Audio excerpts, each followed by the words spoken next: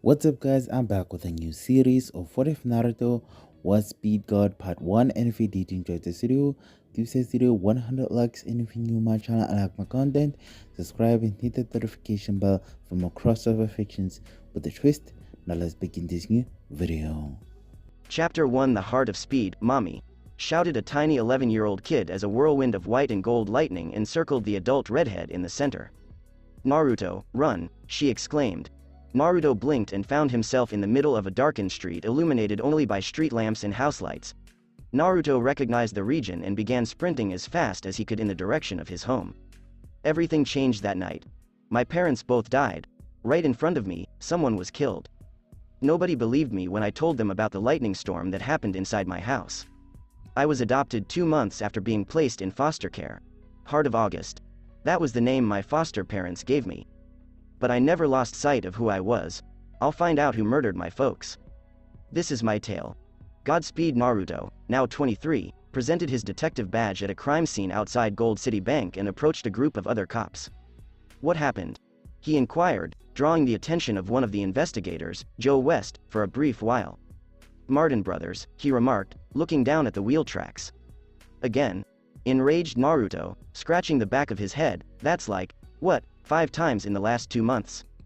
I know, Joe's colleague admitted, we really need to get these guys this time. Well, we can't do anything until Alan gets here, Captain Singh explained before turning to Joe. You can't keep covering for him.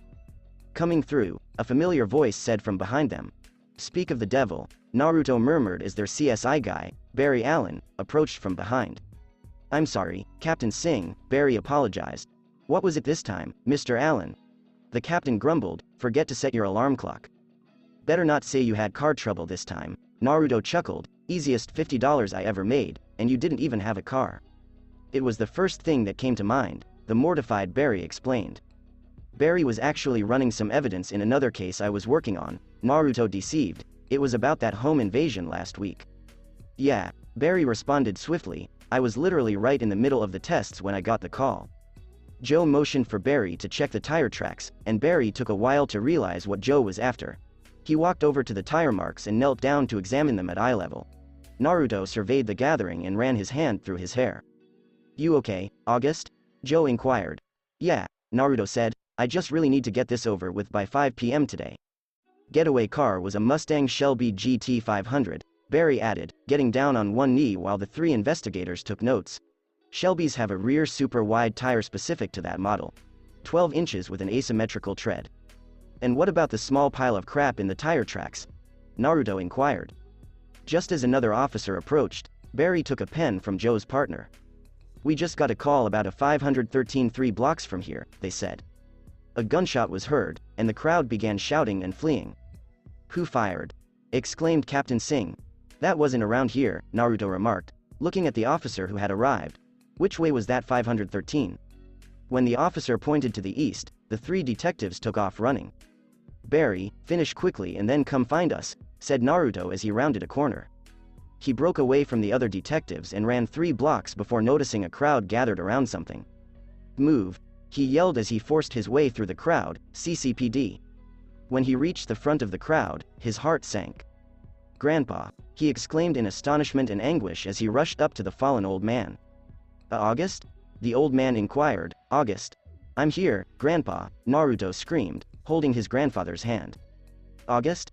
Asked the old man again, weakly, before he stopped moving. What's going on? Joe asked as he, his partner, and Captain Singh arrived, but paused when he saw who the victim was. Oh no, he said. Who did it? Screamed Naruto, standing up and glaring at the crowd, who saw what happened. August, listen, Captain Singh said as he snatched Naruto's hand. Go back to the station and take a breather. We'll get the statements from the witnesses and you'll be the first to know anything. Before storming through the mob, Naruto took several deep breaths. Naruto, what's going on? Barry inquired as he approached. Naruto shrugged and ducked into an ally. He screamed fiercely and kicked a dumpster before collapsing against the wall. He burst into tears as he gazed at the gang sign painted on the building's facade. A few minutes later, Naruto sat at a spare desk in Barry's office while the man ran evidence from both the heist and what the rest of CCPD believed a mugging gone wrong. I'm ready to see this atom smasher. Smashing thing, Iris West, Joe's daughter, Barry's sort of sister.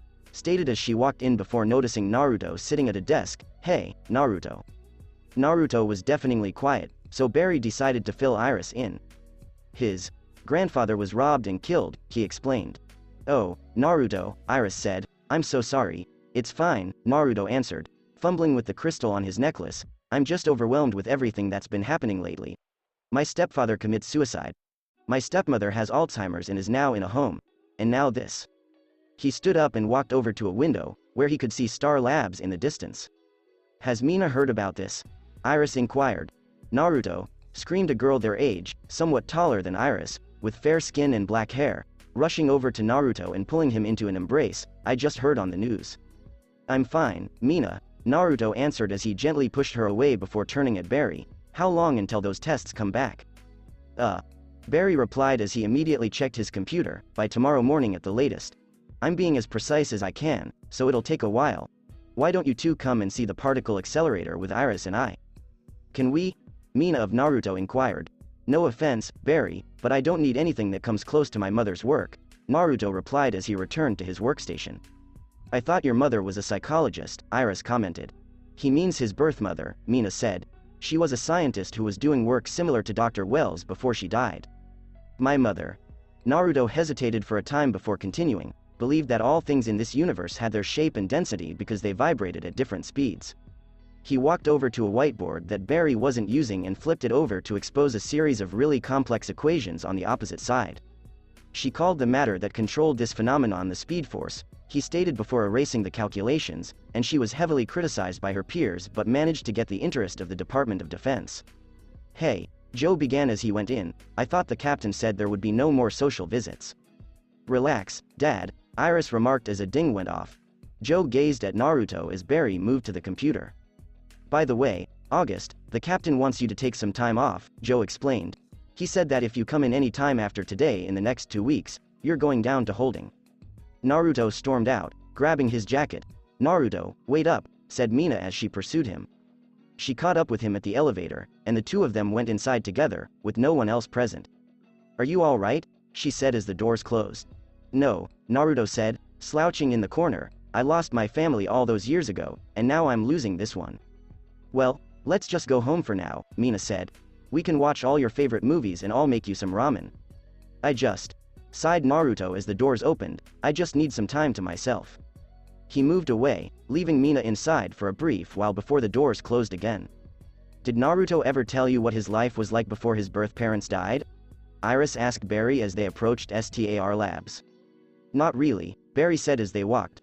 "From what I could find out, his mother didn't really pay attention to him when she was alive. She was so caught up in her work that she didn't even seem to acknowledge he was alive. But on the plus side, those government contracts his mother made them quite a penny." "So, Naruto is wealthy?" Iris inquired. "Then why is he a police officer?" "Technically, he isn't rich," Barry explained.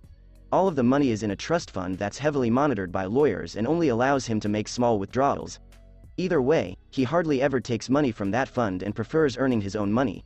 As for being a police officer, I think he did it to try and take over his parents' case." "How did they die?" Iris wondered. "They were murdered," Barry explained. "His father had his neck snapped, and his mother was impaled by a large object." "Oh my God," Iris exclaimed, stunned. "We became such good friends because he saw almost the same thing as I did when my parents died," Barry recounted. "Where I saw red and yellow lightning in my house, he saw gold and white lightning." Naruto took a deep breath as he gazed out at the desolate track field just outside of town.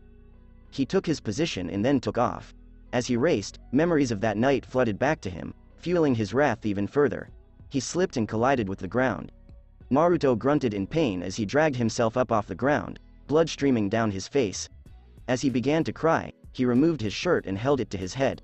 He stood there for a few minutes before checking his watch and heading back to the city in his automobile. Later, as it rained outside, Naruto returned to Barry's lab and stared at a complicated equation he had written on a clear whiteboard. "What made you stop so abruptly?" he wondered as he fiddled with the crystal in his necklace. "What are you doing back here?" Barry said as he walked into the lab. "I thought Captain Singh told you to take 2 weeks off."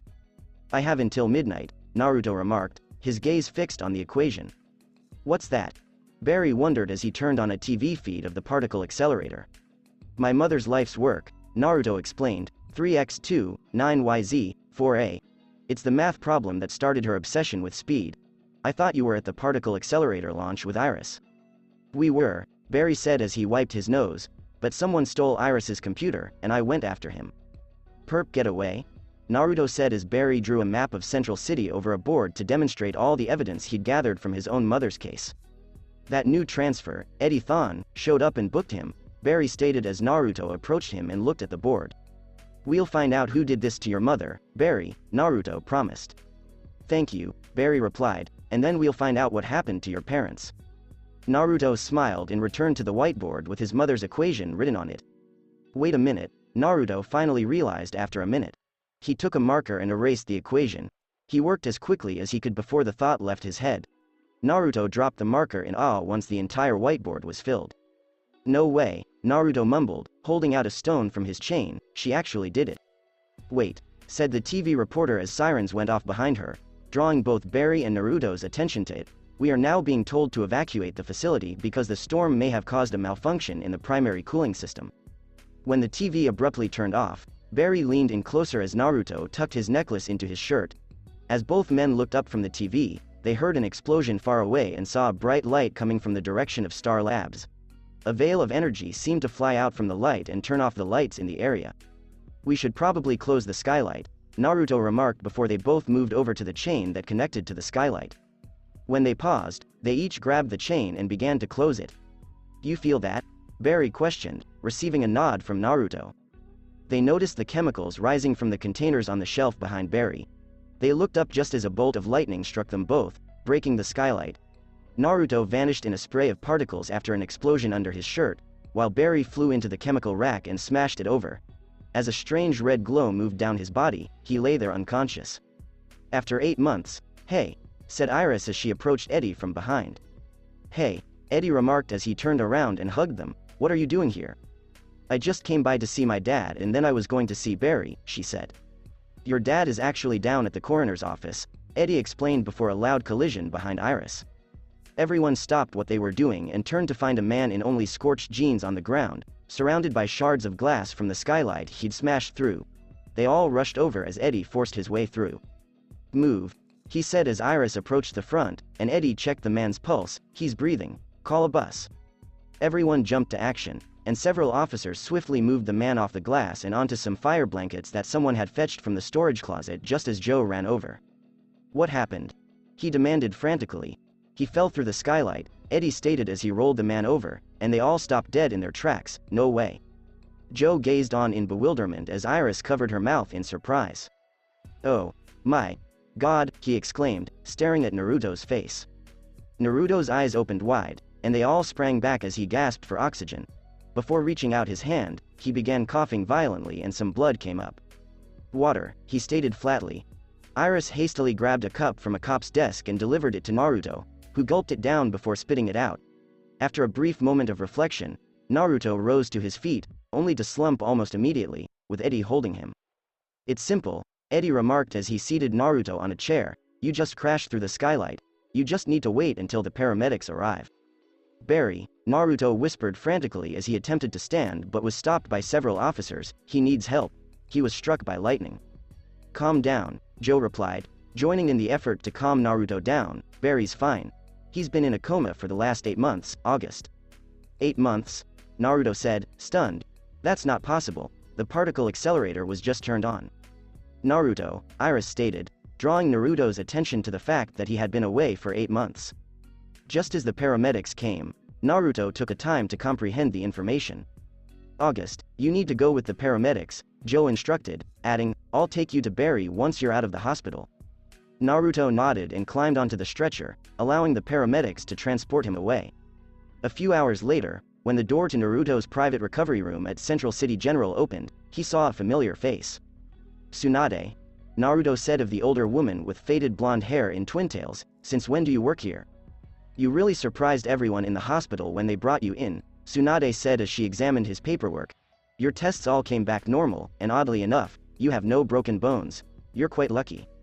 She stood up and motioned for Naruto to follow. Naruto obliged, and she led him through the crowded hospital.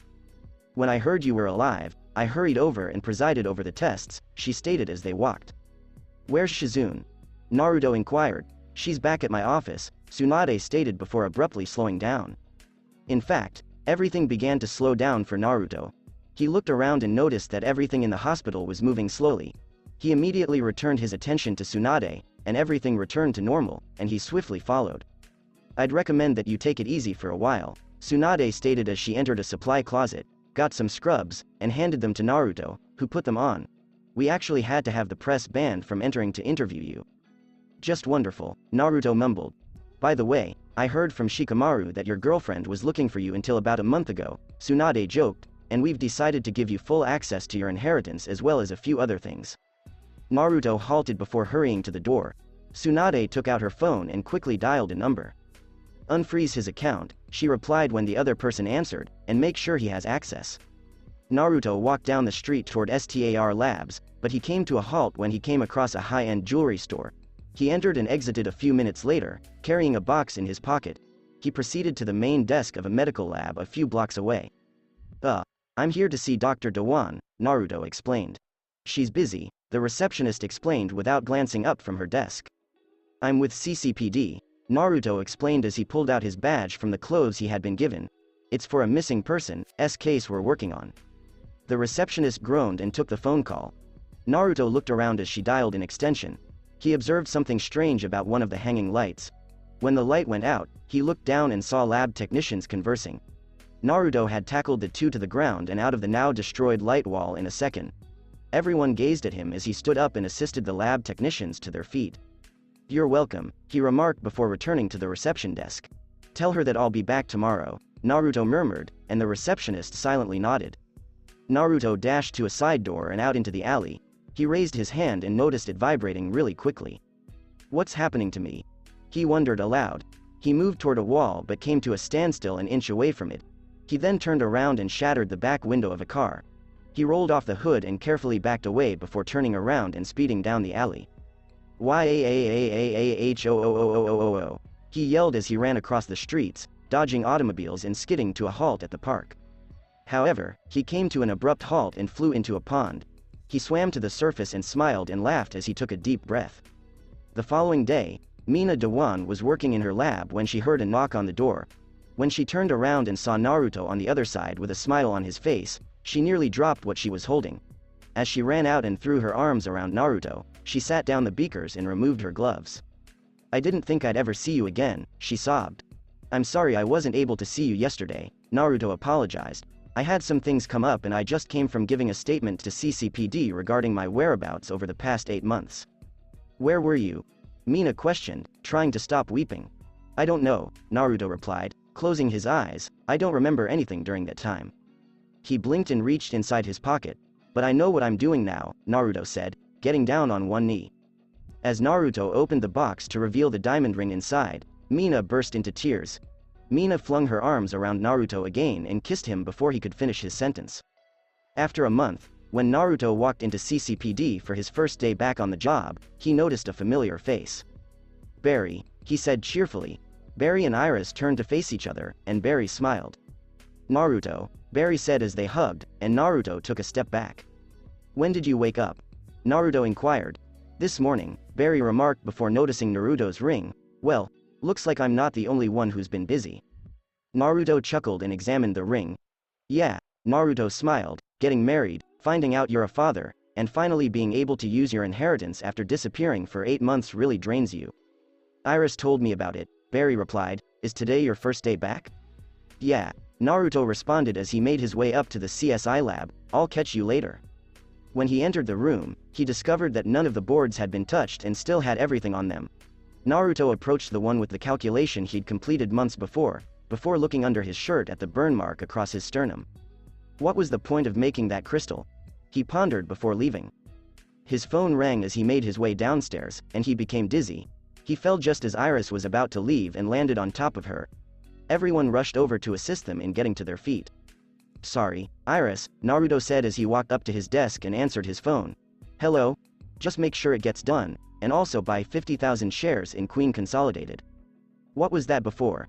Captain Singh inquired as he approached Naruto. Just got a little lightheaded, Naruto explained, holding his head. Been happening ever since I got back. I can't have you passing out on the job, August, Captain Singh replied, folding his arms. You only got back a month ago. Take another week off and we'll see where it goes. That's an order.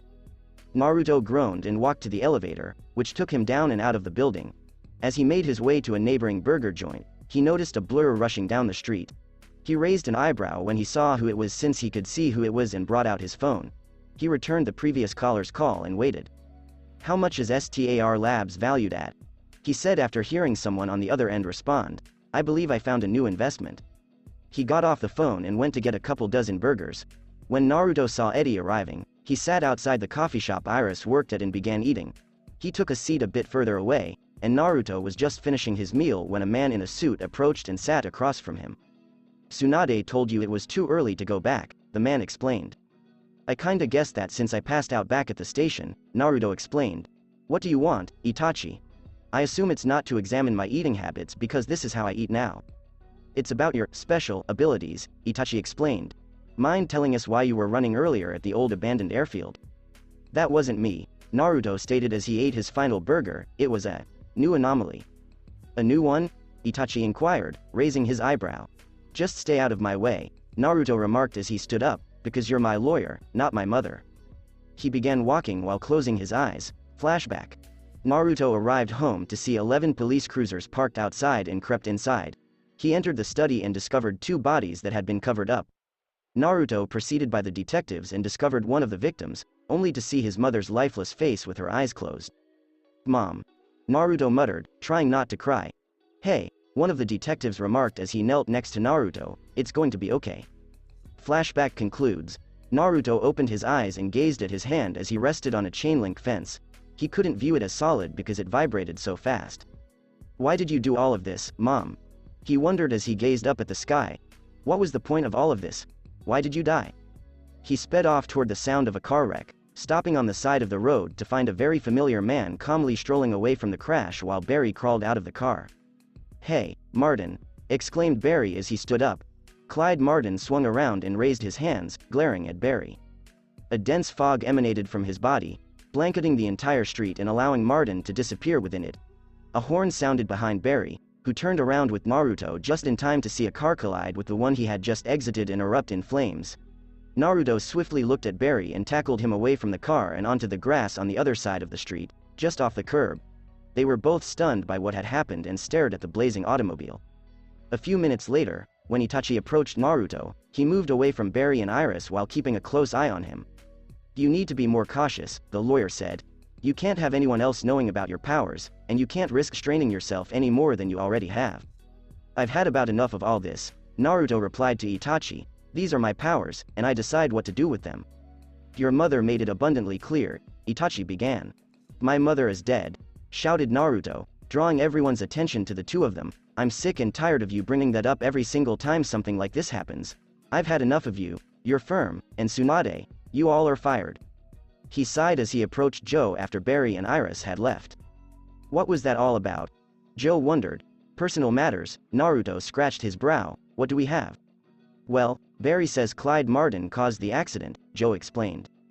I saw him as well, Naruto interrupted before Joe could finish. He had these strange abilities that he used to make that fog. Look, I just went through this with Barry, and I don't need it from you, Joe grumbled. Martin is dead. He died 9 months ago. He had no strange abilities, just like there wasn't gold and white lightning in your house the night your parents died. Naruto smacked Joe in the jaw and knocked him to the ground. Don't ever bring up my parents like that again, Naruto admonished before leaving for home. Joe stood up and scratched his jaw as Eddie approached. You're never going to believe this, Eddie remarked, pulling a piece of paper from his pocket. We got the eyewitness sketch of the robber from the bank job. Joe couldn't believe his eyes as he took the paper when he unfolded it. If I didn't know any better, I'd say that's Clyde Martin, Eddie replied, holding up a photo of Martin next to the sketch to show the similarities. But that's impossible. He's dead, right? Naruto had just arrived at his boyhood home, which he had purchased a month before, when an old buddy of his emerged from the kitchen. Hey, Naruto, the pink-haired girl said. Hey, Sakura, Naruto remarked as he took off his jacket and placed it on the stand near the door. I thought you were at work, Sakura explained. Not now, Naruto remarked as he walked towards the back. Make sure the twins are fed in about an hour, and I'll be down in my lab. Shall I bring you anything? Sakura inquired, receiving no response. Naruto entered his lab through the sliding metal doors and sat in front of an ancient projector. He watched the movie as his mother prepared for the presentation she was going to deliver before she died. He kept pausing it and starting over because he couldn't bear watching it all the way through, thinking it would bring back memories of that night. "Why do you do this to yourself?" Mina inquired as she approached. "I thought you were at work," Naruto remarked as he turned off the projector. "It's 7:30, Mina explained. "Besides, I just stopped by here to grab a few things before heading back to the lab." What was my mother trying to accomplish? Naruto wondered. Why was she so focused on the Speed Force? Why was it so important to her? "Naruto, look," Mina remarked as she sat down next to Naruto, "you changed in those 8 months. I know, I went through the same thing during that time." Naruto took a deep breath and turned to face her. "We're at the end of the years where we change into the person we'll be for the rest of our lives," Mina said gently, "just be careful of who you change into. Now, the people who killed your grandfather deserve to die, but just because you can kill them doesn't mean you should. Remember, with great power comes great responsibility." She kissed him and hurried upstairs to gather her belongings before Naruto turned on the projector again, this time with sound. He went over his mother's notes as it was playing to try to make sense of her work. "Naruto, what are you doing there?" Kushina said in the film. "Get away from that." Naruto skipped to the end of the notebook, only to discover that the last few dozen pages were blank. He pushed it away and closed his eyes, trying to think. "Naruto," said the Kushina in the film, "I'm sorry." Naruto raised his eyes to the screen and noticed his mother sigh. "I'm sorry I wasn't the best parent," she apologized. "You see, the reason I put myself so far into my work was because you're sick." Naruto raised an eyebrow. "When you were born, you barely survived the delivery. For the first year of your life, you never left the NICU. I was so afraid that." Kushina sobbed and attempted to retain her cool. "I tell everyone that I do this for my own fulfillment, but on your first birthday, a bolt of lightning struck the hospital and destroyed half of it." She looked away. "The NICU was in the section that was destroyed, and you were one of the few that survived. After that, you were suddenly better. I finally got to take you home, hold you in my arms, play with you." Naruto began to tear up and eventually began crying. "Minato and I dedicated our lives to try to help you." As Kushina regained her composure, Naruto burst into tears. "You are the only one who can do what I'm about to ask," Kushina continued. "There is only one thing I ask of you, Naruto." Naruto managed to hold back his emotions for a minute but was on the edge of cracking. "Run. Run, Naruto. Run and help people. Run, my little speedster." She grinned, and the movie was over. When he heard a lock clicking, Naruto took some deep breaths and stopped crying. He saw that the bookshelf had shifted somewhat. He went over to it and discovered that it was a concealed door. On the other side of the chamber was a room with a single pedestal holding a white and gold ring. When Martin sent a bolt of lightning at Barry in his new scarlet outfit, he began running around the tornado that Martin had created. Barry flew out of the tornado and rolled to a halt on the ground. "It's too strong," Barry exclaimed over his communicator. A white and gold streak passed Barry and proceeded to circle the tornado. "What's that?" Cisco inquired. "A little help, please," exclaimed the white and gold streak. Barry took a deep breath and resumed where he had left off. As he rushed, he noticed the person who was assisting him. He donned a pristine white outfit with gold highlights, identical to Barry's, and a mask that covered his entire head with golden reflective glasses over his eyes. "Keep going," exclaimed the man. "If we run at the same speed, we can cut the amount of strain by half." Barry nodded and pushed himself even harder to keep up with the man. Martin became enraged as they raced until the entire tornado collapsed in on itself. After being knocked away with his mask removed, Barry stood up and took several long breaths. "Hey!" screamed Martin as he approached Barry with his revolver raised. When the man in the white and gold suit got behind Martin and snapped his neck, Barry turned around to see the gun pointed at him. As Martin's body crumpled to the ground, the man took several deep breaths before looking Barry in the eyes. "You hesitated, Flash," the man muttered before speeding away. The man rushed through numerous streets till he arrived at the cemetery. He came to a halt in front of two graves, and his armor disintegrated in a shower of particles, revealing Naruto beneath. He knelt in front of the graves and exhaled deeply. I found your gift, Mom and Dad," Naruto stated firmly, "and I promise you both that I will help people, that I will do everything in my power to ensure that everyone and everything is safe, that I will become." Caitlin and Cisco were at STAR Lab's main lab when Dr. Wells arrived. "Morning, you two," he said. "Morning," Cisco stated as he strolled over to inspect some equipment while eating his breakfast. "What's wrong?" Caitlin wondered as she observed Dr. Wells' expression. I just got word from a lawyer that STAR Labs was just bought out, Wells replied, taking off his spectacles and rubbing his brow. Cisco inquired, a spoon in his mouth and a bowl of cereal in his palm. But how? Caitlin wondered. I thought you. After the particle accelerator explosion, the value of our stock fell through the floor, Dr. Wells stated, and I was forced to sell, he added, but you two don't have to worry about your jobs or anything. We can still continue our work assisting Mr. Allen. I'm sensing a bet here, Cisco stated after taking the spoon out of his mouth. The person who bought out STAR Labs knows about Mr. Allen and what we've been doing, Wells revealed to the two, and he's promised not to reveal this information as long as we bring in someone they approve of. Who? Caitlin inquired. Mina entered through the open door. Hello, she said nervously, my name is Dr. Mina Uzumaki, and I was told to come here. Cisco, give Dr. Uzumaki a tour, Dr. Wells said as he approached the door. Then get her up to speed on where we are with Mr. Allen. Allen? Mina said, looking at Cisco and Caitlin, as in Barry. Her jaw fell when she noticed the crimson costume on the wall. You didn't know who the streak was? Cisco inquired. All I was told was that I was going to be working here from now on, Mina stated, drawing looks from Cisco and Caitlin. A woman walked out of the DA's office and into the parking lot when she was suddenly pushed up against a wall, a hand around her throat, and staring into the golden reflected eyes of a speedster. Where is Billy Parks? The speedster inquired. I'm not sure, the woman admitted. Wrong answer, the speedster remarked as he began rapidly vibrating the woman. He then threw her into the wall, killing her instantaneously, before fleeing. Godspeed Naruto was asleep at a desk when Barry entered his lab. He sighed and walked over to him, shaking him awake. Said Naruto, sitting up. Are you okay? He inquired of Naruto, who stretched. You've been tired a lot lately. It's the twins. Naruto massaged his eyes before returning his attention to the packet he had been studying. Mina and I haven't gotten much sleep, and she starts a new job today. Your grandfather's case file? Barry inquired, peering over Naruto's shoulder. Naruto sighed as he closed it. They managed to apprehend a suspect, but he was let go, Naruto sighed. Why? Barry inquired as Naruto approached the door. Lack of evidence, Naruto stated as he came to a halt in front of the door. It was destroyed the night of the particle accelerator explosion. Naruto walked away and went to his desk by the window. He massaged his brow and examined the ring on his right middle finger. Before a file was dropped in front of him, he took it off and put it in his jacket. Captain wants you to be part of an escort of materials to STAR Labs, the officer explained, and the shipment is scheduled to leave in about an hour. As Naruto opened the file, it began to thunder as he read it. After an hour, Barry, Cisco, Caitlin, and Mina sat in an awkward quiet in a cafe. To break the stillness, Mina asked, So, you've had these powers since the particle accelerator explosion? Yeah, Barry admitted uneasily, we three and Dr. Wells have spent the last 9.5 months rounding up those affected by the explosion. Why didn't you tell Naruto? She questioned. His mother studied this kind of ability, and he could have helped you.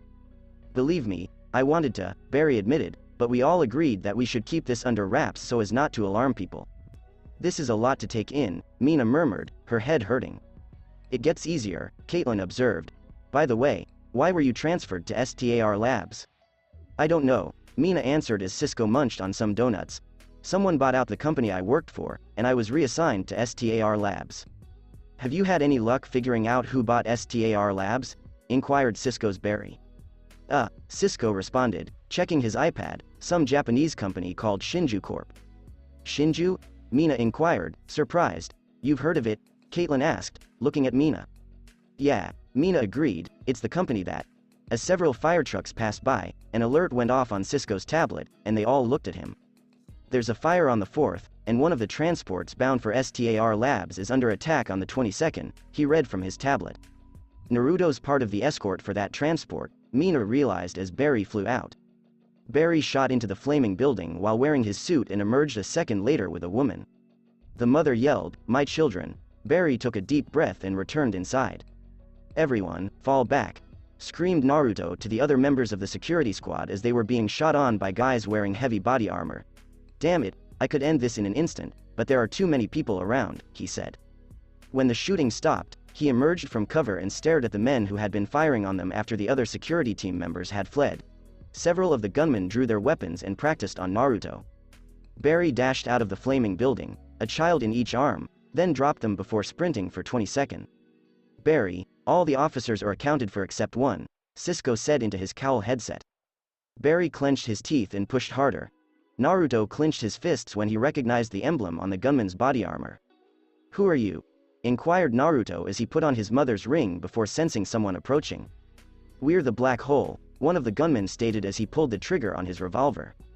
Barry, who had just arrived on the scene, dashed toward Naruto, reaching for the bullet that was on its way to him but fell 3 seconds short. A bolt of lightning struck Naruto with a loud crack, and an instant later, a golden blur knocked down the gunman. To Barry, though, Naruto was moving extraordinarily quickly and hitting each man hard in the jaw. Before meeting Barry's eyes and staring at each other, Naruto took several deep breaths as lightning cackled around him. "Barry, what's going on?" Caitlin inquired. "You have to come with me," Barry continued, his voice garbled. Naruto smiled and bolted, with Barry hot on his tail. As they ran out of town and toward a high school football field, Barry caught up with Naruto. They came to a halt on the field and both took several deep breaths before Naruto burst out laughing. "You've gotten really good at using your powers, Barry," Naruto stated with a smile. "You must have confused me with someone else," Barry answered hurriedly. "Oh, knock it off," Naruto remarked, jabbing Barry on the shoulder. "I know it's you." "How?" Barry inquired as he removed his cowl. "Ever since you woke up from the particle accelerator explosion," Naruto sat down, "I've been able to see you move. By the way, you might want to let the others know that I'm okay. And don't worry, I haven't told anyone." Barry reapplied his cowl and inserted the communicator. "Guys, everything's okay," he said, "all the gunmen are down." "By the way," Naruto muttered as he rose up, "please don't tell them about what I'm capable of. I don't want to worry Mina any more than she already is." "I'm on my way back," Barry responded, taking a big breath. He and Naruto exchanged a smile before rushing off together, splitting up once they were in the city. Barry sped into STAR Labs and came to a halt in the main chamber. "That was very impressive, Mr. Allen," Dr. Wells stated as Caitlin, Cisco, and Mina rushed in, looking up from his computer. "How is Naruto?" Mina inquired as she rushed over to Barry. "Is he okay? Is he hurt?" Her phone rang, and she quickly answered it. "Hello?" she asked, her face relieved. "You had no idea how worried I was." "Well, it looks like that's one crisis averted," Cisco stated as he walked over to a computer to conduct some scans. "Mr. Allen, a word please," Dr. Wells remarked as he walked out of the room. Barry followed Dr. Wells down the hall and they came to a halt. "About Dr. Uzumaki's husband," Dr. Wells began, "I could hear everything you both said." "Please don't tell Mina," Barry begged. "Naruto doesn't want her worrying about him." "Are you sure he won't use these new abilities to cause problems?" Dr. Wells inquired. "Never," Barry guaranteed. "Naruto is a good person. He's known about my speed since I woke up and hasn't told anyone." "Well, just be on the lookout," Dr. Wells advised. "I believe Jesus once said to beware of false prophets in sheep's clothing." When he rolled away, Barry's phone rang. "Yeah," he said, "I'll be right there, Joe. Just had to take care of that shootout on the 22nd. He took a big breath and bolted. "I hereby sentence you to 5 years in Iron Heights State Penitentiary," the judge remarked as she pounded her gavel and condemned a guy. A golden and white blur entered the chamber, and the 2 guards were phased into a wall before the man who had been sentenced was sped out. The man was then dangled over the brink of a large skyscraper, and the abductor had him by the throat. He violently vibrated the culprit and stared him down. "Where is Billy Parks?" the man demanded. I don't even know who that is," screamed the thief. The man vibrated the offender once again and looked at him. "I can do this all day," the man remarked. "I swear I don't know who he is," exclaimed the thief. "Well, see you next fall," the man added before releasing the criminal, who screamed in despair as he fell to the earth, generating a panic when he hit. Joe turned to look at Barry as he arrived at a crime scene in a parking garage. "I'm sorry for being late," Barry apologized. "Never mind that," Joe remarked before leaning in close. "Is August okay?" Yeah," Barry replied after a little pause. "I managed to stop the gunman and then sped him home." "Okay," Joe replied as he looked around. "You're going to enjoy this." He led Barry farther into the parking garage and around a divider before coming to a halt, which astonished Barry. Muttered Barry as he saw the fire department busting through the concrete wall to extract a body. "That's what I said when I saw," Joe stated as the authorities finally broke down the wall and extracted the body. "Hey, we got an ID on the victim," Eddie remarked as he approached and handed both of them a packet. "The victim's name is Justine Carmela. She's an assistant district attorney who works in the building across the street." Joe's phone rang, and he took it from his coat. "West," Joe said, walking a little further away. "How did she manage to be put through solid concrete?" Eddie inquired to Barry. "I honestly have no idea," Barry replied hurriedly. "We've got a problem," Joe returned. "That was Captain Singh. A heroin addict who was convicted today was kidnapped and found dead at the foot of the Queen Consolidated Branch building." "What?" Eddie asked in disbelief. "What's more, we've got two more like the DA here," Joe explained. "Two cops who were there to provide extra security ended up the same way in the middle of the courtroom." "Are there any witnesses?" inquired Barry. "All we got from them was that there was a white streak in the courtroom for a moment then," Joe stated as he looked at Barry. "I'm just going to do my job," Barry stated uncomfortably. After putting on some gloves, he went over to the body and lifted the head, only to discover that it was incredibly heavy. He slowly rotated the head to the side and pushed back her ear, only to discover that they were entirely shut off. Her ears appear to be blocked off with what looks like concrete, Barry noticed. He scowled as he examined the marks on her neck. "These marks," he exclaimed slightly too loudly. "How about them?" Eddie inquired. "These are burn marks," Barry explained as he lightly placed his palm around the woman's neck. "They're in the shape of a hand." He rose up and took off his gloves. "I've only seen that kind of burn when someone was electrocuted," Barry explained. "I'm going back to the station after I check up on Naruto." "Before you do, I need a word," Joe remarked as he walked away with Barry. "Do you think it could be that other speedster from when we dealt with Clyde Martin?" "I don't know," Barry answered, returning his gaze to the dead, "but he's the most likely suspect." "I think you should bring August in on this," Joe suggested, because he would probably know more about it than anyone. Barry sighed as he pondered this suggestion. "I'd have to talk to Dr. Wells and the others about it," Barry remarked, "but I don't think that would be a good idea." "What's the harm?" "August is the closest thing we have to a speedster expert," Joe inquired. "It's just that," Barry began before sighing, "he's not doing well." "What exactly do you mean?" Joe inquired. "Have you noticed that he's been arriving at work later and later, and that he's been sleeping a lot even at work?" Barry inquired. "That's what happens when you're a new parent," Joe explained. "But," Barry remarked as he looked around and leaned in close, "you know how we have to undergo monthly drug tests?" "Yeah," Joe said cautiously. "Naruto failed both of those," Barry pointed out. "What?" "I couldn't believe it," Joe exclaimed. "He's on a lot of antidepressants, sleep medication, and pain relievers," Barry admitted guiltily.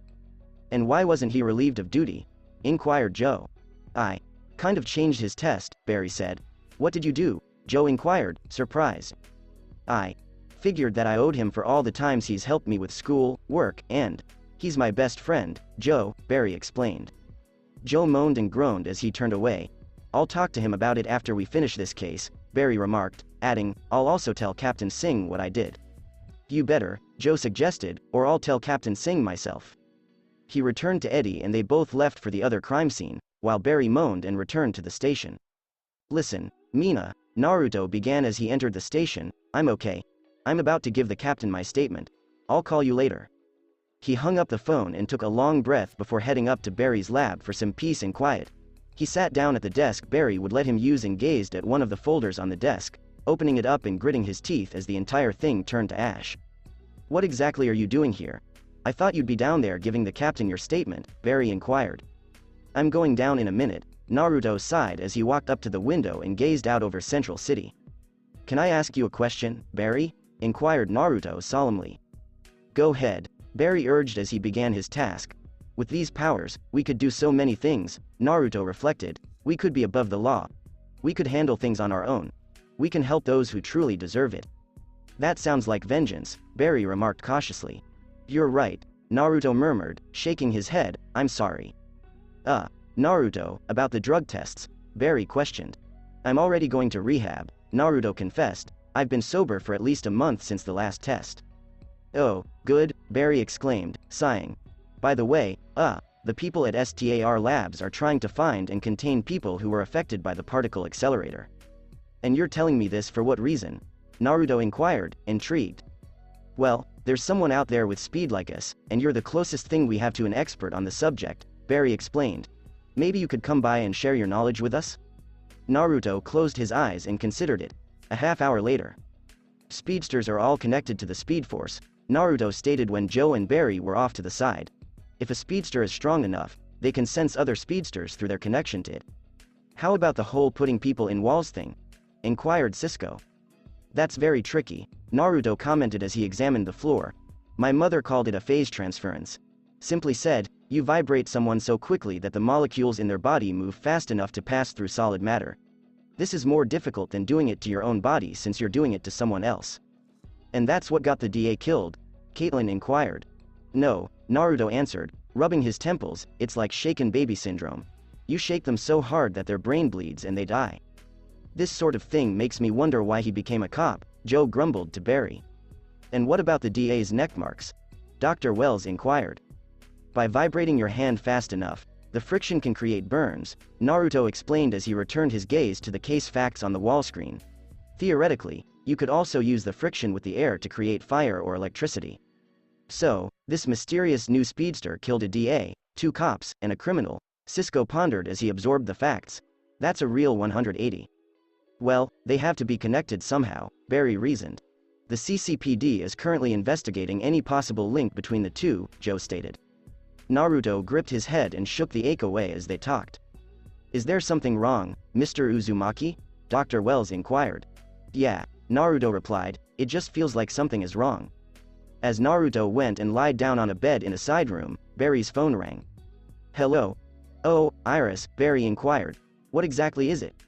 You were supposed to have Naruto meet me here 10 minutes ago for lunch, Iris stated as she strolled down the street.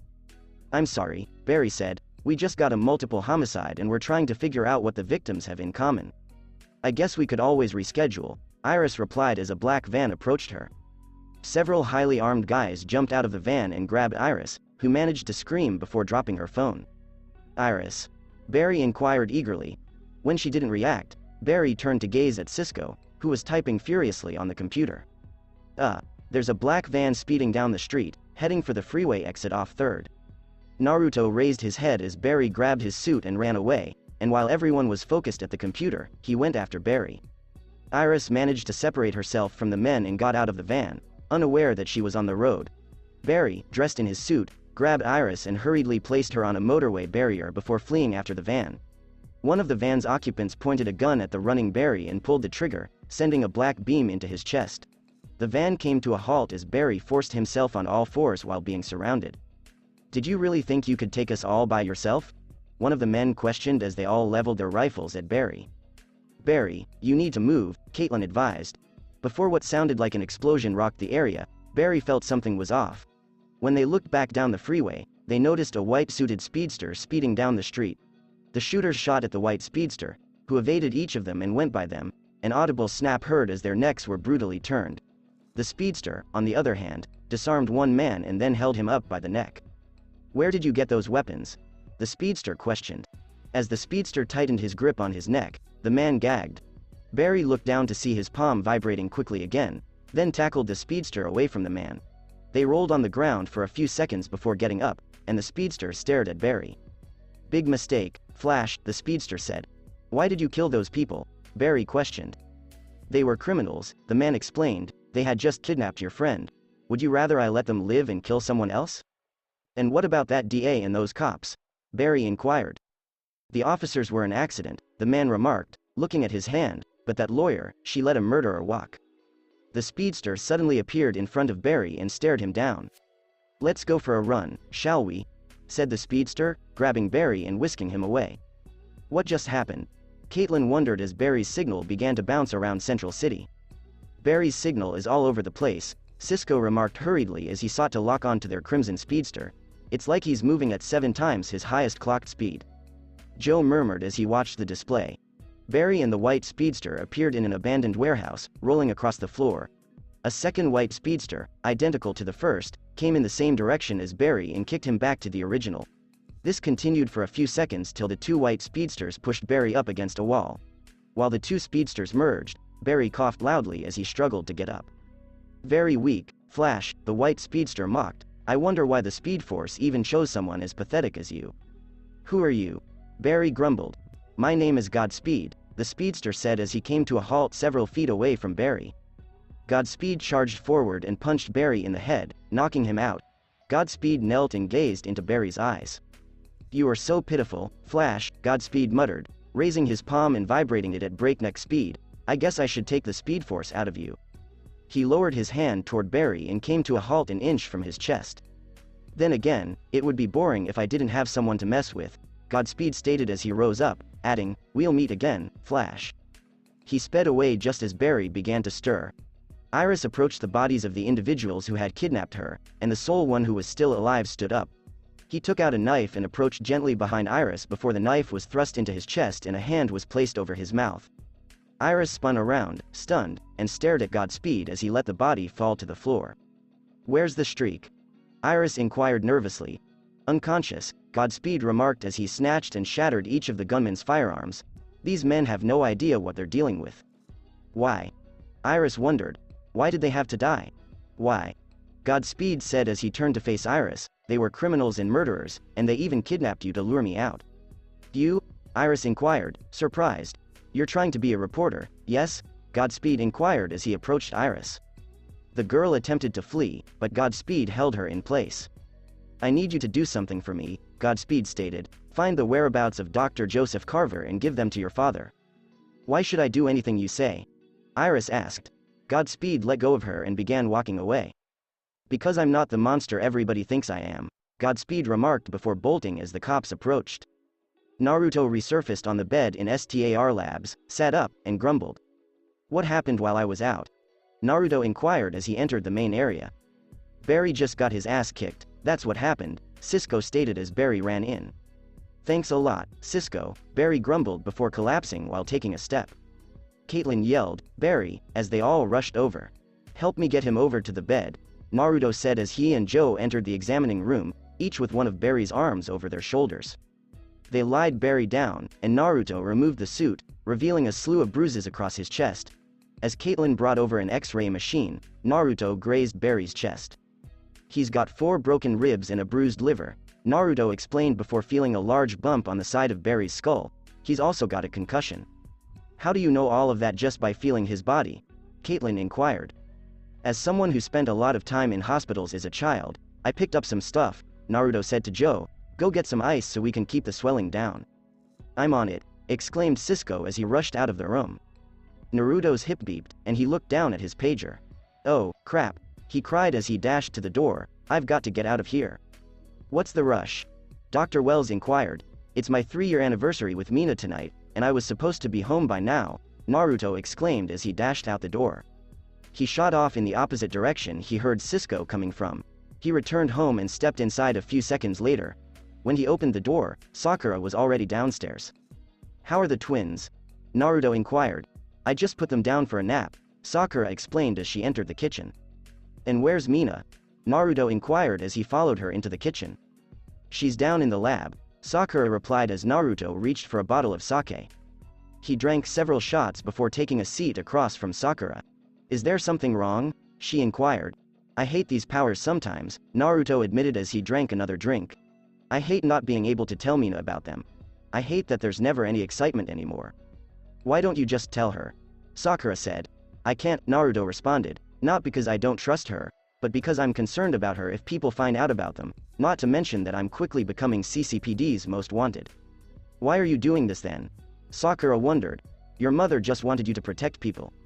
"If I'm going to protect people, I have to stop criminals and make sure they don't hurt anyone else again," Naruto stated as he rose up, "and I'm going to see if Mina's ready to go." Naruto made his way downstairs and up to the lab door. He discovered, however, that it was locked. "Mina," said Naruto as he rapped on the door, "I'm ready to go." When she didn't respond, Naruto entered the lock's code and waited.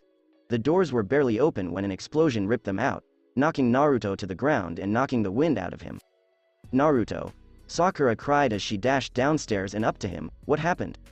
"Call 911, Naruto muttered, struggling to get air back into his lungs. As Naruto staggered into the ruined lab, Sakura dashed upstairs. He lifted the rubble and discovered just Mina's garments on the ground. After 10 minutes, when Joe arrived over, Naruto was sitting inside his wrecked lab as the bomb squad examined it. "Mind telling me what happened?" Joe inquired.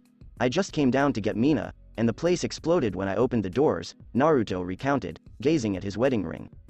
"We found something that survived the explosion," Eddie explained as he approached, carrying a roll of film in an evidence bag.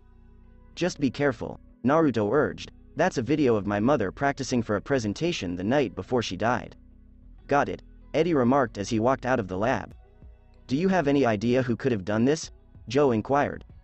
Naruto closed his eyes and shook his head. The codes for the doors are changed daily, he added, and Mina didn't have many friends at her old job, so I'm not sure who could have found out about this place.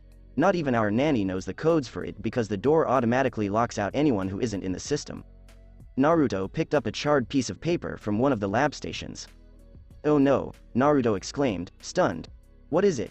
Joe inquired as he examined the piece of paper. The bomb wasn't made by someone, Naruto realized, distressed. Mina was the bomb. What? Joe inquired. While working for the government, my mother had several theories that she never got to put into action, Naruto explained. One of them was something called a speed bomb. A speed bomb? Joe inquired. Remember what I said earlier at STAR Labs about speedsters being able to create fire if they're fast enough? Muttered Naruto. Joe nodded, and Naruto took a look around. My mother had designed a weapon that could turn others into living bombs, Naruto explained quietly. Why would she do that? Joe wondered. She put it into action much, Naruto revealed. She thought the civilian casualties would outweigh the benefits, so she stopped working on it. So, why would Mina start working on it then? Joe wondered. I don't think she even knew what it was, Naruto remarked as he set the paper down. My mother always used codes for her projects, and she never let me touch her files. Naruto's eyes widened as he noticed one of the bomb technicians take up a stopwatch. Don't move, he exclaimed as everyone stared at him. He came quietly over to the bomb technician and carefully pulled the stopwatch from his grasp. What is that thing? Joe inquired. This, Naruto remarked, holding up the stopwatch, is a speed bomb. That thing? Joe asked, perplexed. The one thing I discovered about them is that if handled incorrectly, they can go off, Naruto stated as he approached Joe and placed it next to his ear. It's ringing, Joe said as Naruto removed his watch. That means it's primed, Naruto stated, looking around at the bomb technicians. Everyone evacuate now. Until I'm able to disarm this thing, this place will be placed under lockdown. Everyone else in the room began trickling out, and Naruto walked over to a desk. You sure you can disarm that thing? Joe inquired as he prepared to depart. I'm the only one who has a chance, Naruto stated, picking up one of the bomb tech's kits and gently opening the watch. You better get going now. Joe departed, and Naruto went to work. On the next day, when Barry arrived at CCPD, he found all of the officers and detectives gathered outside the elevator. What's going on? Barry inquired of Joe. We've finally got a connection with all those murders that speedster caused, Joe stated quietly as copies of a photograph were handed out to each of them. That photo you all have is of Billy Parks, Captain Singh exclaimed, raising his voice. He's a low-life punk who mainly stuck to small arms robberies and several assault charges. Captain Singh spoke up again, and Barry and Joe looked at the man's photo. Some of you may be familiar with him, exclaimed Captain Singh. About 8 months ago, we brought him in as a person of interest in the robbery and murder of Jorge Hart, the grandfather of our own detective August Hart. Barry's world came to a halt when he heard that name. He is now a person of interest in the murders of a judge, the assistant DA, and 2 of our own, said Captain Singh. If any of you see Parks, you are to apprehend him immediately. Joe noted Barry's expression and gently led him up to his lab. What's going on? Joe inquired as he shut the door. It's Naruto, Barry continued, struggling to make sense of what he was saying. Naruto's Godspeed. What? Joe asked, perplexed. That night of the particle accelerator explosion, Naruto must have become one with the Speed Force, Barry explained as he sat down.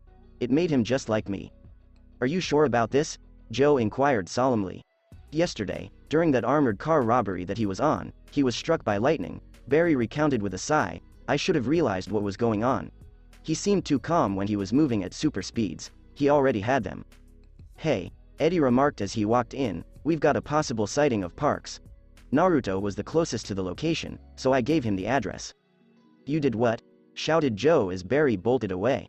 Billy Parks was walking down the street when all of a sudden he was a bloody trail on the road with nothing but his clothes and his corpse.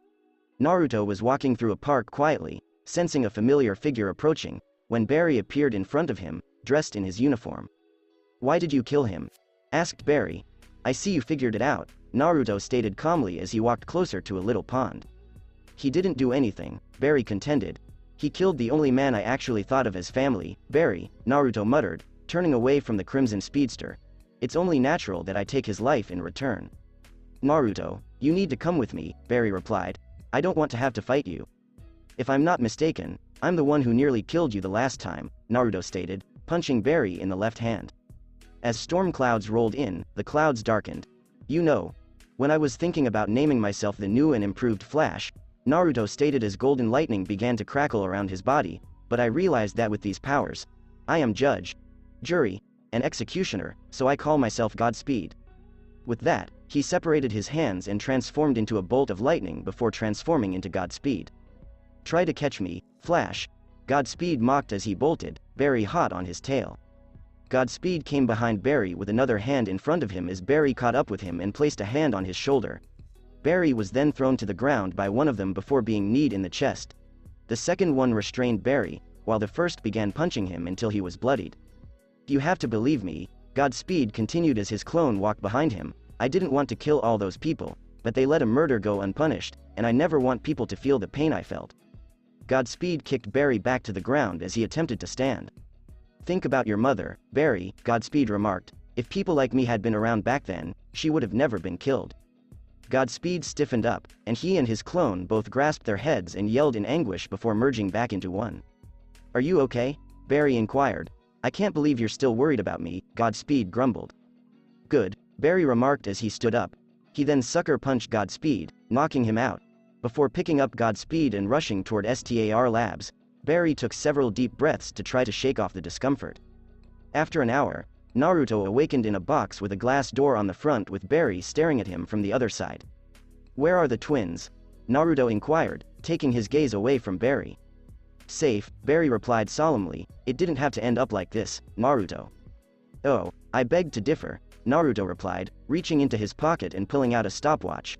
You see, when Eddie gave me the location of Parks, I still hadn't defused this thing. Naruto laughed as Barry slowly backed away. Don't worry, Naruto remarked cheerfully, it hasn't been set to go off. He reinserted it into his pocket and crossed his legs. But it's safer with me than with anyone else, Naruto explained, and I assure you that I have no desire to set it off. And why should I take your word for it? Barry questioned, his expression scowling. You have no choice, Naruto remarked as he rose up and approached the glass, you just have to take my word for it. He looked down at his hand and tried to vibrate it, but it didn't accomplish what he wanted. I'm guessing this cell vibrates at a certain frequency that prevents metahumans from using their powers, Naruto commented as he explored the inside. Just so you know, I went over the evidence from your grandfather's murder, Barry said, adding, Billy Parks was innocent. Naruto stared over his shoulder at Barry, stunned, before turning away. As Barry walked away, he grabbed his head and began yelling angrily. When he walked into the main lab, he saw Cisco and Caitlin watching Naruto on the screen. How could someone like him do all those things?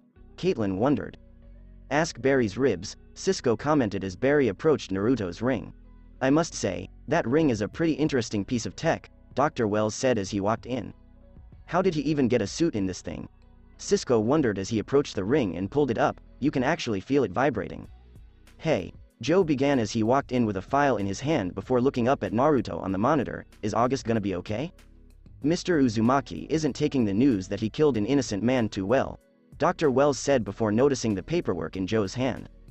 Well, apparently, Godspeed asked Iris to try and find someone for him, Joe explained as he opened and reviewed the paperwork, Dr. Joseph Carver to be exact.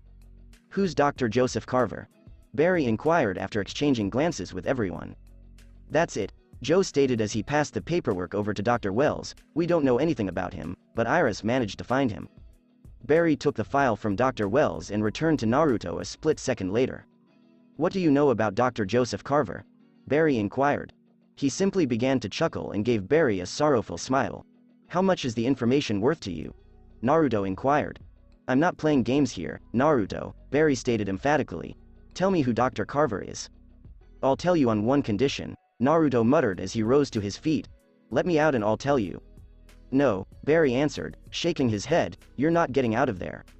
I guess we'll just have to let the Mad Doctor kill all those people, Naruto mocked. I can just imagine the headlines. The Flash ignores warning. Let millions die. Taunting me isn't going to work, Naruto, Barry scowled. How about I tell you the name of the person who murdered your mother? Naruto proposed. Naruto smiled as Barry's stance loosened somewhat.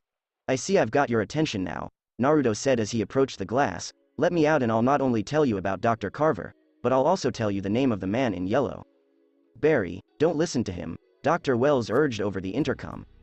I alone have the proof to get your father out of prison, Barry, Naruto stated as he placed his palm on the glass, and I can make it so you can actually hug him again. Naruto knew Barry was close, so he looked around like he was having a mini-crisis. How about I give you a hint? Naruto said. His last name is Thon. As he opened Naruto's cell, Barry looked up at Naruto and scrunched his eyes shut. Thank you, Barry, Naruto said as he fled the cell, grabbed Barry, and hurried back to the main lab, where Joe had drawn his rifle. You know that never works, right? Naruto remarked as Joe's rifle snapped in his hands. Now, unless anyone else is going to try something like that, I do believe I owe an explanation as to who Dr. Carver is. Naruto snatched a chair and sat across from everyone to get comfortable. Dr. Joseph Carver was an old colleague of my mother's, Naruto continued, and he was the only one who saw my mother's theories as not insane, so they became partners. So, why don't we know anything about him? Joe wondered as he carefully reassembled his rifle. My mother caught him selling their research to less than desirable people, and he was fired, Naruto explained as he hurried to Cisco and then back to his chair, his ring now on his finger. He swore revenge on my mother before disappearing without a trace. He then stepped up, took a scalpel from the med area, and drew out the speed bomb he was carrying. Oh, this won't go off unless I set the time and start it, Naruto assured as he scratched something on the back of the watch before putting it away. Anyway, that weapon that Barry was shot with when he rescued Iris yesterday is designed to negate the speed of a speedster, and it was one of the weapons my mother deemed too dangerous. So, you asked my daughter to locate Dr. Carver for you, Joe remarked, receiving a nod in response, if I could only shoot you. And by the looks of it, Naruto added as he dashed out of the room and returned a split second later with the file Barry had left in the tube, she found him. He's at the Black Hole's hideout in a warehouse just outside of town. And how is that important? Cisco inquired. Do you know what happens when the molecules of a living organism stop? Naruto inquired, as though Cisco should be aware. They die, Dr. Wells said. Exactly, Naruto agreed. These weapons have the potential to kill countless people, and I'm not going to let Dr. Carver do that. How can we be sure you're telling the truth? Joe inquired. Naruto scrawled something on a piece of paper before handing it to Cisco. That's the formula for removing a speedster's speed, Naruto remarked as he withdrew the speed bomb from his pocket and held it out to Barry, adding, you can also hold on to this. Barry investigated the speed bomb. The timer hasn't been set, so it's useless right now, Naruto assured. We need to leave now if we're going to catch them by surprise.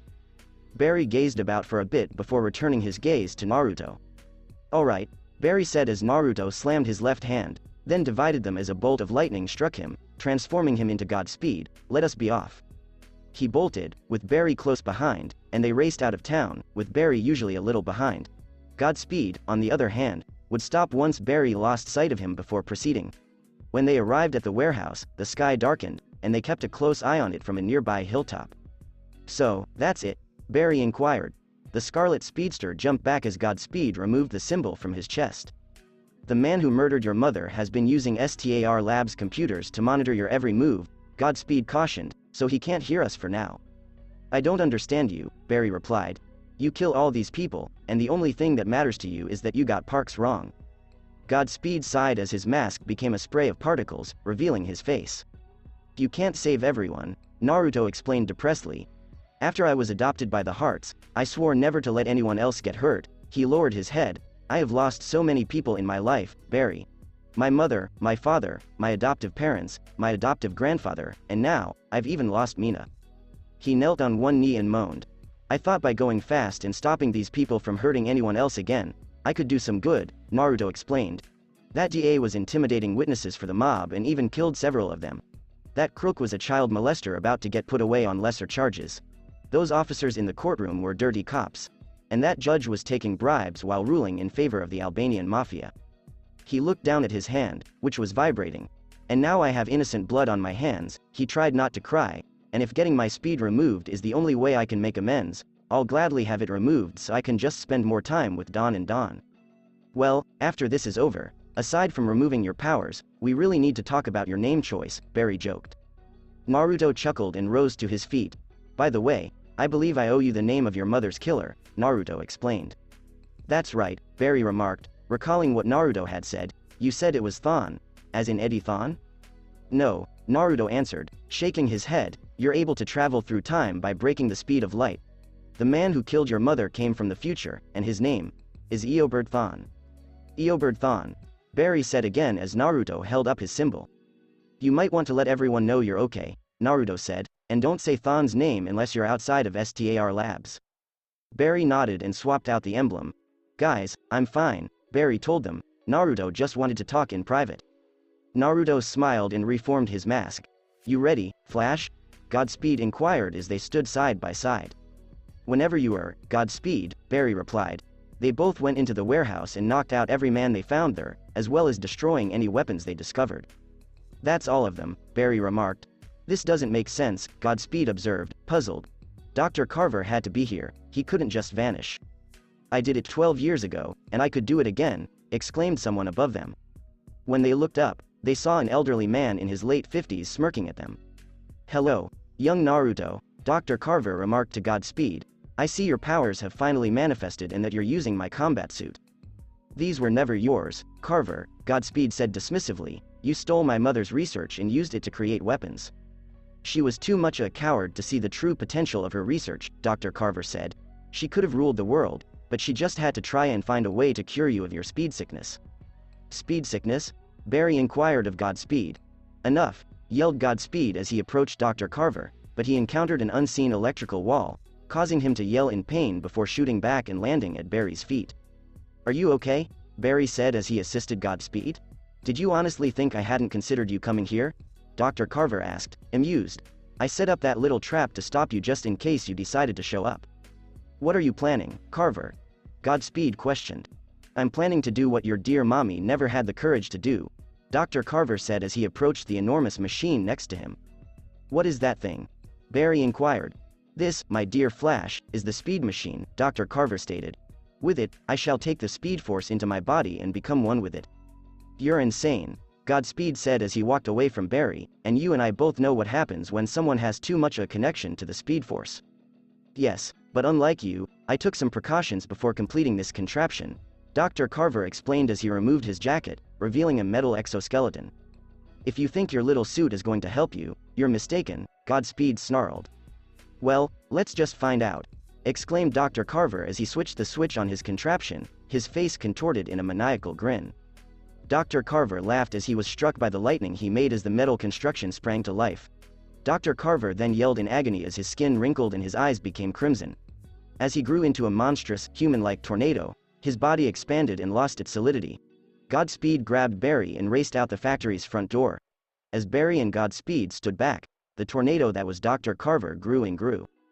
Barry, you have to get out of there, Caitlin exclaimed. Dr. Carver is already an F5 tornado, and it's picking up speed. There's nothing you can do. What if I unravel it like I did with Martin's tornado? Yelled Barry over the roaring wind. Barry, Godspeed remarked solemnly, drawing the attention of the guy in question, look after the twins for me.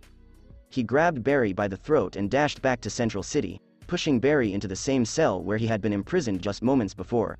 As Godspeed left, he shut the door and Barry jumped to his feet, banging on the glass. Naruto, no, said Barry. Godspeed watched as the tornado that was now Dr. Carver made its way to Central City, drawing out the stopwatch he had stolen back from Barry. He programmed the speed bomb to detonate the minute he hit the button, but then halted. As he got cold feet, his hands began to shake. Godspeed's arms were gripped by two phantom hands as his suit dissolved and he gazed over each of his shoulders. Mom, Naruto exclaimed in surprise, Dad. As his suit returned, both ghostly images nodded to Naruto, and he looked at the speed bomb. Dawn, Godspeed murmured quietly, Dawn, I love you both. He yelled and pushed the button. After Cisco quickly let him out of the cell, Barry ran outside and saw Dr. Carver in the distance. A tremendous explosion, similar to that of an atomic bomb, occurred behind Dr. Carver, causing Barry to look away before being blinded. The explosion then receded and returned to its origin, instantly restoring all it had touched. What was that? Said Barry.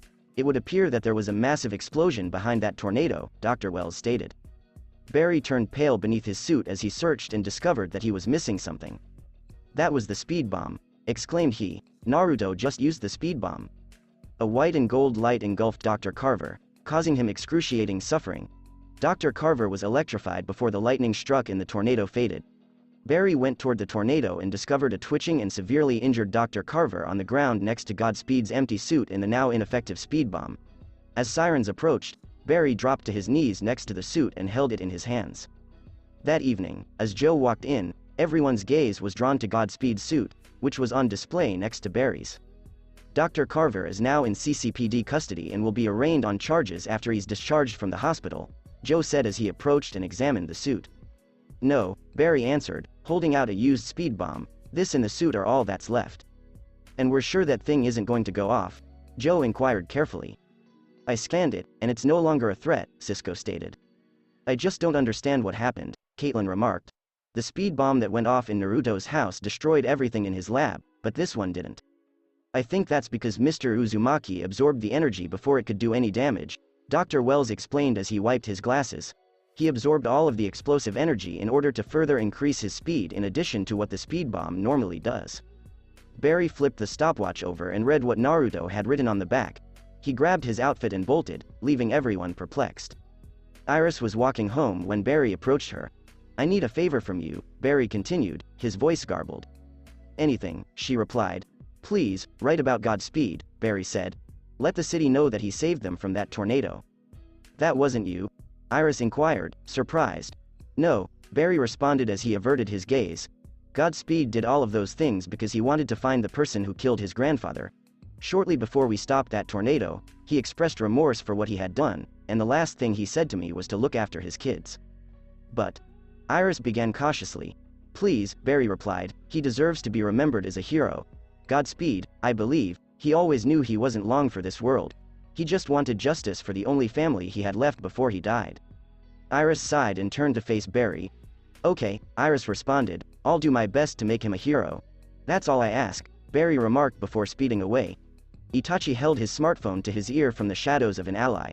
Start the project, he added before hanging up and disappearing into the alley's darkness. To be continued.